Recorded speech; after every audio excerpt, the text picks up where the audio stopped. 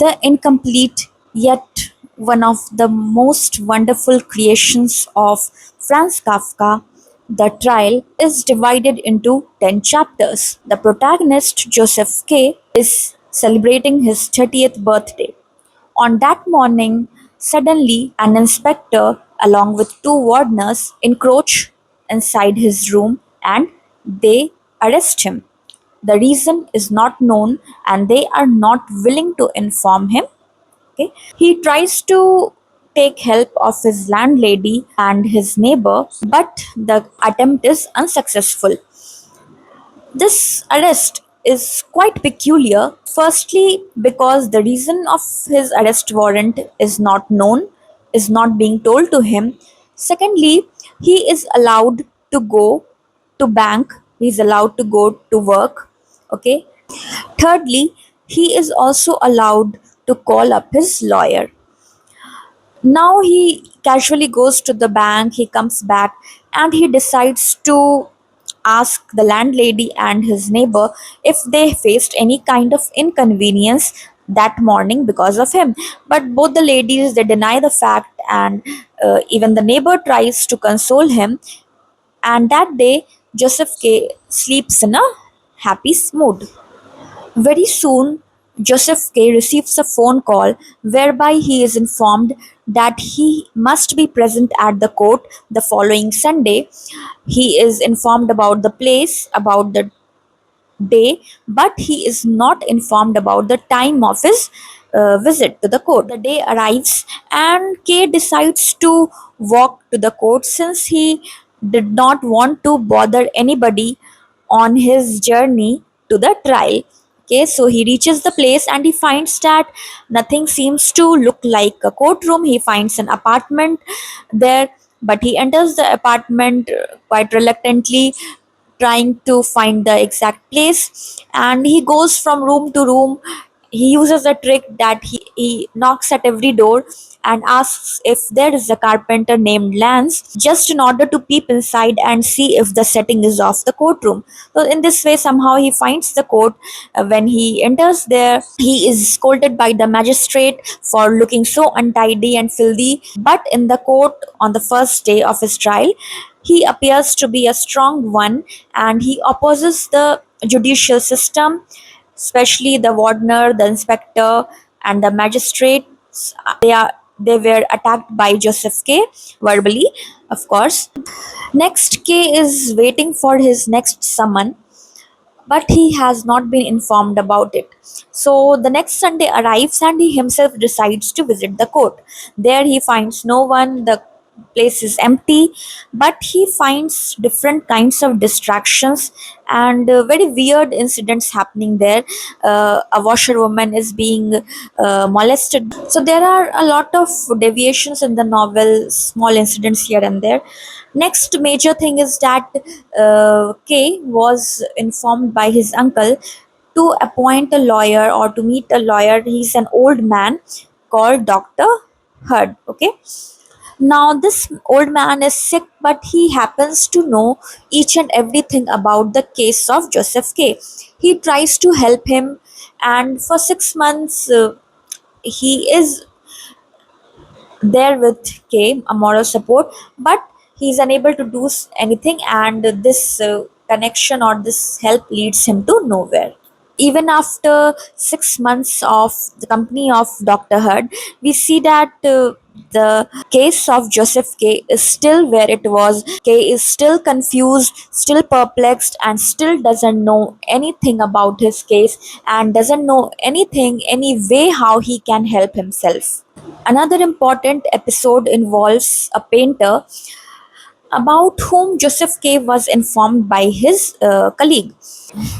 Titorelli is an Italian painter who paints the portrait of judges and lawyers. So in this way, Titorelli has gradually come close to some of the judges, and he somehow knows the inner workings of the court. So K decides to meet this painter, that if he can help K, it will be really nice. So K visits him, and Titorelli also tries his best to help him. He also advises him to just prolong your acquittal, then a new trial will happen, then again you will be acquitted. In this way, this process will continue. You cannot escape from this trial, but you can simply prolong it. This is the advice the painter gave to Joseph K. And finally, after buying many of the paintings of Rittorelli, Joseph K is still helpless.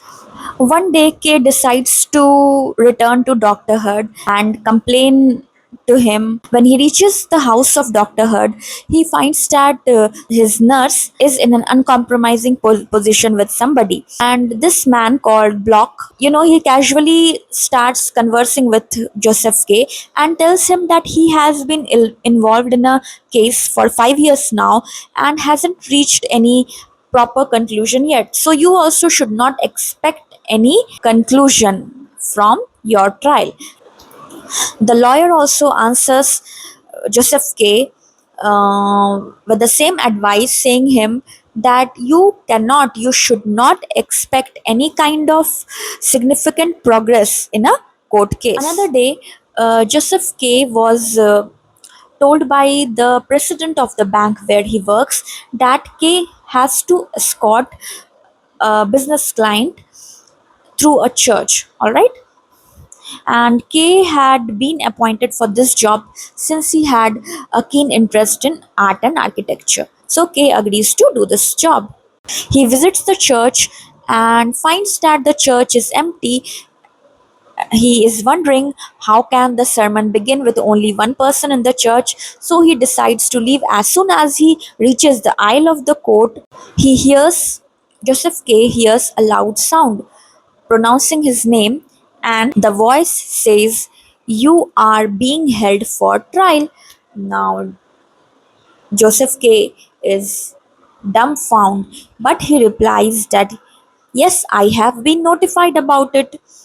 "Good, you are the one I want."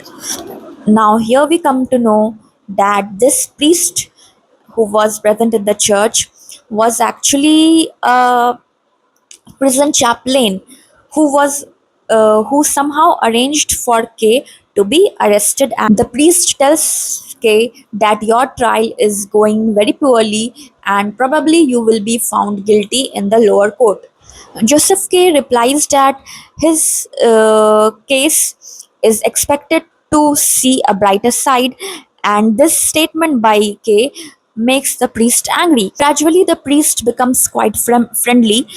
He steps down from the pulpit and through a parable, the priest suggests him that you must not question anything that's happening in your life. You must accept it. You must accept the trial and accept your fate that you are going to be found guilty. So, therefore, don't try to save yourself from this trial. 6 months pass and there is no progression in the trial of Joseph K. One day, two men with top hats they arrive at his house and simply arrest him, take him through the street. For some time, Joseph K tries to resist by gluing his feet to the pavement, but as they pull him, he gradually, in the moment, understands that all this effort is futile. He is stripped bare up till his waist. He shivers, and the two men they say something which Kay doesn't understand, but it somehow means that you will be fine. They just lay the neck of Joseph K on a stone block, bring a butcher's knife. Joseph K stops fighting death, and the last lines of the novel says, like a dog, it was as if the shame of it must outlive him. His life is taken away from him, a sharp knife is twisted inside his heart. Hence, without knowing what his crime was, K dies and accepts his divine will. In the novel, Kafka has presented the bizarre life of Joseph K. Exactly how our life is.